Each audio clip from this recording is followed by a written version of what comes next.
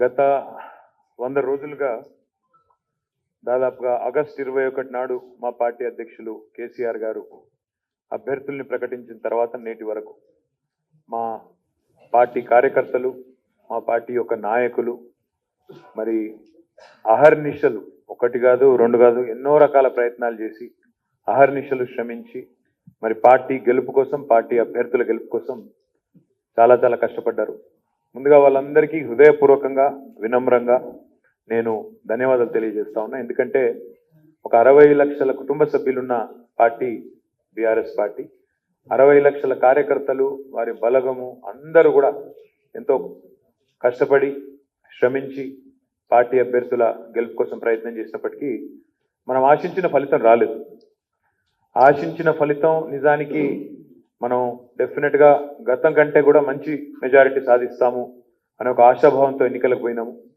కారణాలు ఏమైనప్పటికీ ఇంకా కారణాలు లోతుగా సమీక్షించుకుంటాం. ఇప్పుడు మొత్తం 119 స్థానాలకు గాను మనకి ప్రజలు 39 స్థానాలు ఇచ్చి ఒక ప్రతిపక్ష పాత్ర పోషించండి అని ఒక ఆదేశం ఇచ్చినారు. మరి ప్రజలు ఇచ్చిన ఈ పాత్రను, ఈ బాధ్యతను తప్పకుండా సమర్థవంతంగా నిర్వహిస్తాం. ఎందుకంటే ఒకటి వాస్తవం, గత 10 ఏళ్ళు మాకు ప్రభుత్వాన్ని అప్పచెప్తే ఎంత సమర్థవంతంగా నడిపామో, ప్రభుత్వాన్ని అప్పచెప్పినప్పుడు ఎంత మరి విశ్వసనీయంగా, ఎంత విశ్వాసంగా ప్రజలకు సేవ అందించాము, అదే పద్ధతుల్లో ఈరోజు కూడా మరి ప్రజలు అందించిన ఈ కొత్త పాత్రలో కూడా తప్పకుండా మరి ఈ ఎదురు దెబ్బను ఒక పాఠంగా, ఒక గుణపాఠంగా తీసుకొని ఇందులోంచి కూడా నేర్చుకోవాల్సినవి నేర్చుకొని ముందుకు సాగుతాం. అయినా బీఆర్ఎస్కి ఆనాడు టీఆర్ఎస్గా ఉన్న తర్వాత ఇప్పుడు బీఆర్ఎస్గా మారిన మాకు ఈ 23 ఏళ్లలో ఎన్నో ఎదురు దెబ్బలు తగిలినాయి, ఎన్నో సందర్భాల్లో ఎత్తులు పల్లాలు అన్నీ చూసినాము. కాబట్టి అసలు అనుకున్న లక్ష్యం తెలంగాణ అదే సాధించినాం. సాధించిన తర్వాత 2 పర్యాయాలు ప్రజల దయతో మరి అధికారాన్ని అనుభవించాము. తప్పకుండా సంతృప్తి ఉంది, చేసిన పని పట్ల చాలా సంతృప్తి ఉంది.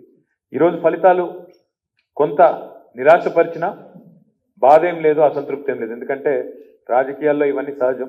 నేను మా కార్యకర్తలు, మా నాయకులకు నేను చేసే విజ్ఞప్తి ఒకటే, మనము అందరం కూడా మన నాయకుడు కేసీఆర్ గారి నాయకత్వంలో ప్రజల ఆదరణ పొందడానికి, ప్రజల మన్నన పొందడానికి విశేషమైన కృషి చేసినారు. మీ అందరికీ నా శిరస్సు వంచి హృదయపూర్వకంగా ధన్యవాదాలు. ఎందుకంటే మీ కష్టం, మీ శ్రమ వల్లనే ఇంతదాకా వచ్చినాం. 39 సీట్లు వచ్చినాయంటే కూడా తప్పకుండా అందులో లక్షలాది మంది కార్యకర్తలు, ఎంతో మంది నాయకుల శ్రమ, మీ అందరి పోరాట ఫలితం.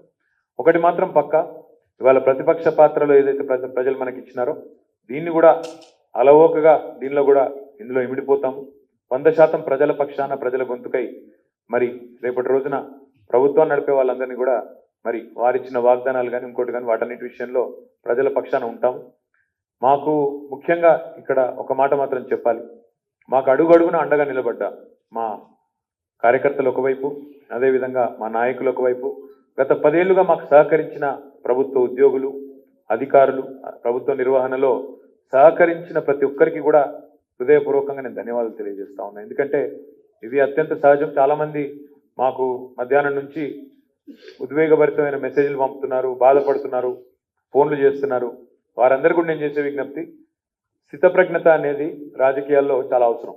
ఎందుకంటే ఈక్వానిమిటీ ఈజ్ ఎక్స్ట్రీమ్లీ ఇంపార్టెంట్. గెలుపునైనా ఓటమినైనా ఒకటే రకంగా తీసుకోగలిగే ధీరోదాత్తత మా నాయకుడు, మా కేసీఆర్ గారు మాకు నేర్పించారు.